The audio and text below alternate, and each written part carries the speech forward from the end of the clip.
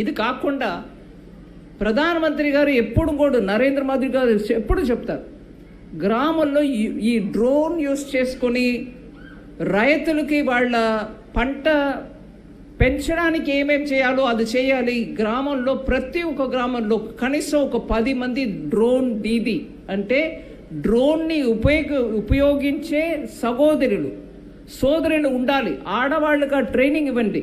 వాళ్ళు వెళ్ళి నడపని ఆ డ్రోన్ని, అది ఫెర్టిలైజర్ స్ప్రే చేయడానికి ఉండొచ్చు, లేదు విత్తనం చేయడానికి ఉండొచ్చు. ఆడవాళ్ళకు ట్రైనింగ్ ఏంటి, లక్పతి దీది, డ్రోన్ దీది. అதாவது గ్రామాన్ని ఇంకా మంచిగా చేసి ఆడవాళ్ళు లక్షాధిపతిగా అవ్వాలి అనే రకంగా లక్పతి దీది అన్నారు. సో లక్పతి దీదియో డ్రోన్ దీదియో మనం గ్రామానికి అది చూడడానికి ప్లాన్ చేస్తున్నారు.